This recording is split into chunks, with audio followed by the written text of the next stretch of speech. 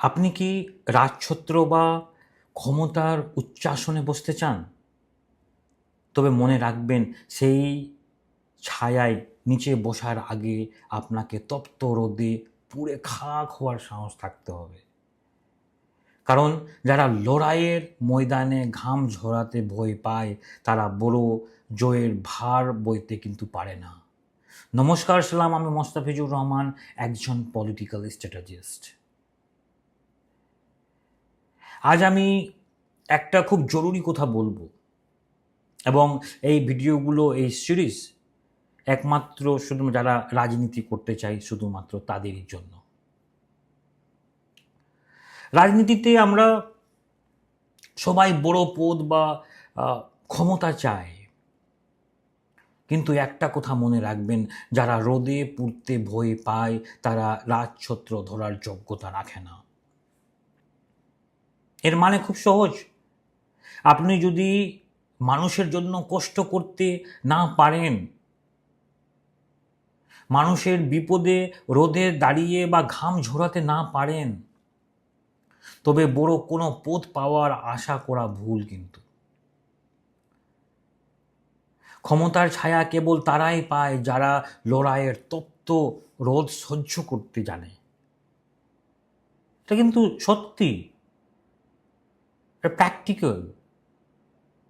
আমি আপনাকে দুটো উদাহরণের মাধ্যমে এটা বোঝানোর চেষ্টা করব, যাতে আপনি এই সমস্ত জিনিস বুঝতে পারেন, যাতে আপনি প্র্যাকটিক্যাল কিছু নলেজ নিতে চান, নলেজটা পান।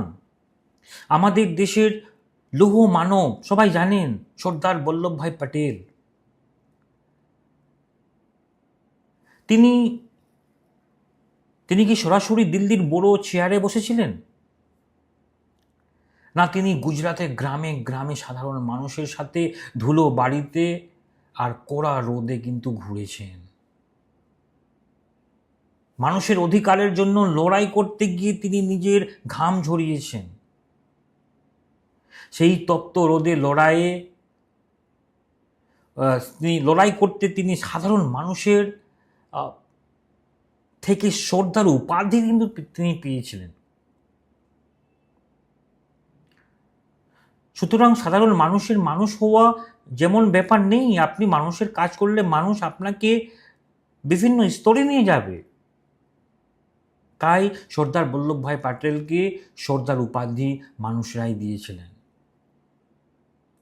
আজ ভারতে যে ঐক্যবদ্ধ রাষ্ট্র হিসাবে দাঁড়িয়ে আছে, তার ভিত্তি তৈরি হয়েছিল সর্দার প্যাটেলের সেই কষ্টের দিনগুলোতে। আমি একটা আরো উদাহরণ দিতে চাই আব্রাহাম লিঙ্কনের ব্যাপারে। আমেরিকার সব থেকে বড় নেতা আব্রাহাম লিঙ্কন, তিনি কিন্তু রাজপ্রাসাদে জন্মাননি। চরম অভাবের মধ্যে বড় হয়েছিলেন তিনি। রোদে পুড়ে আপনার খেতে কাজ করেছেন। সেই সময় মাইলের পর মাইল হেঁটে গিয়ে পড়াশোনা করেছেন। একের পর এক নির্বাচনে হেরেও তিনি কিন্তু আপনার দমে যাননি, তিনি থেমে যাননি। তিনি অনেকগুলো নির্বাচন তিনি হেরেছিলেন। সুতরাং এই যে রোদে পুড়ে নিজেকে তৈরি করা, এটা তাকে আমেরিকার শ্রেষ্ঠ প্রেসিডেন্ট বানিয়েছিল। তিনি প্রমাণ করেছিলেন যে কষ্ট ছাড়া শ্রেষ্ঠ হওয়া যায় না। আমি একজন পলিটিক্যাল স্ট্র্যাটেজিস্ট হিসাবে আমি নবীন নেতাদের বলি, যারা রাজনীতি করতে চান, কেবল এসি রুমে বসে বা সোশ্যাল মিডিয়াতে পোস্ট দিয়ে বড় নেতা হওয়া যায় না। আপনাকে মানুষের কাছে যেতে হবে, তাদের অভাব অভিযোগ শুনতে হবে। আপনি যখন মানুষের জন্য রোদে পুড়ে লড়াই করবেন, তখন মানুষের মনে আপনি অমর হয়ে থাকবেন। মানুষের মনে আপনি জায়গা তৈরি করতে পারবেন। রাজনীতি এখন আর কেবল আবেগের বিষয় নয়, এটি এখন সঠিক পরিকল্পনা আর তথ্যের লড়াই। আপনি যদি মানুষের কষ্ট বুঝতে না পারেন, তবে জয় পাওয়া কিন্তু কঠিন। আমি যদি সংক্ষেপে বলি, ভাইরা আমার, মনে রাখবেন একটা কথা, সূর্যর মতো উজ্জ্বল হতে হলে আগে সূর্যের মতন পুড়তে শিখুন।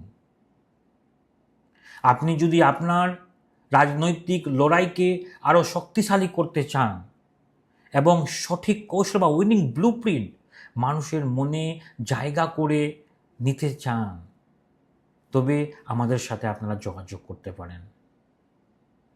সঠিক তথ্য ও সঠিক